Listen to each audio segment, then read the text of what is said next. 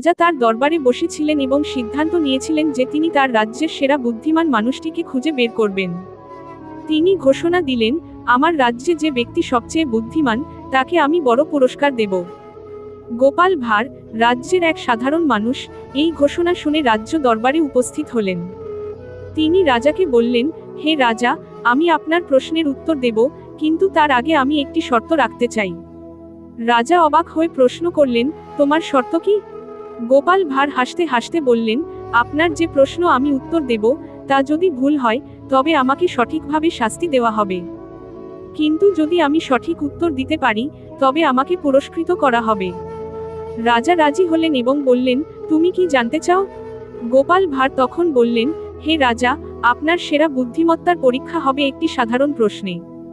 বলুন, পৃথিবীর সবচেয়ে মিষ্টি জিনিস কি? রাজা কিছুক্ষণ ভাবলেন। অনেক রকম উত্তর এলেও তিনি নিশ্চিত হতে পারছিলেন না।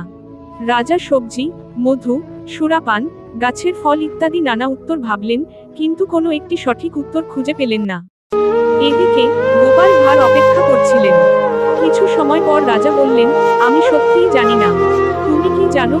গোপাল ভাঁড় এক ঝটকায় উত্তর দিলেন, হ্যাঁ, পৃথিবীর সবচেয়ে মিষ্টি জিনিস হলো চিরকাল সঠিক উত্তর না জানার অনুভূতি।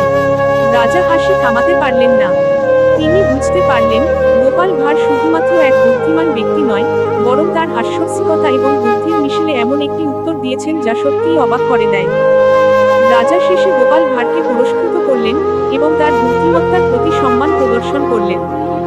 এই গল্পের মাধ্যমে গোপাল ভাঁড় তার হাস্যরসিক বুদ্ধিমত্তার মাধ্যমে রাজাকে এমন একটি পাঠ দিলেন যা সত্যিই শিক্ষামূলক ছিল। ধরি, একদিন গোপাল ভাঁড় ও তার বন্ধু মাধবপুর গ্রামের রাজার কাছে গিয়েছিল। রাজা তার সেনাপতি ও মন্ত্রীদের সাথে আলোচনা করছিলেন, তবে তারা গোপালকে দেখে উপহাস করেছিল। রাজা তাকে চ্যালেঞ্জ করলেন, তুমি যদি আমাদের একটি কঠিন সমস্যা সমাধান করতে পার তবে আমি তোমাকে পুরস্কৃত করব। গোপাল তখন বলল, আপনার সমস্যা আমি সহজেই সমাধান করতে পারব। রাজা তাকে বললেন, আমার রাজ্যের লোকেরা আমাকে বলেছে তারা সবাই অত্যন্ত অসুখী। আমি কিভাবে জানব আমার রাজ্যের লোকেরা সুখী বা দুঃখী?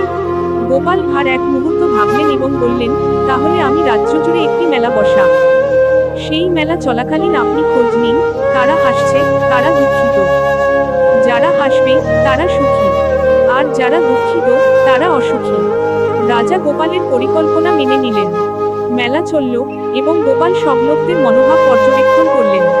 শেষে রাজা এসে বললেন, গোপাল, আমি বুঝতে পারলাম সব লোকেরা সুখী নন, কিন্তু তুমি কিভাবে জানলে?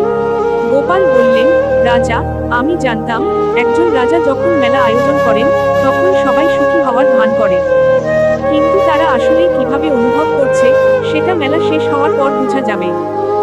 রাজা অবাক হয়ে গোপালের প্রজ্ঞা এবং সতর্কতার প্রশংসা করলেন। এর মধ্য দিয়ে গোপাল ভাঁড়ের বুদ্ধিমত্তা আবারও প্রমাণিত হল। এটি একটি সোজা এবং শিক্ষণীয় গল্প যা 30 মিনিটের মধ্যে শোনানো যেতে পারে।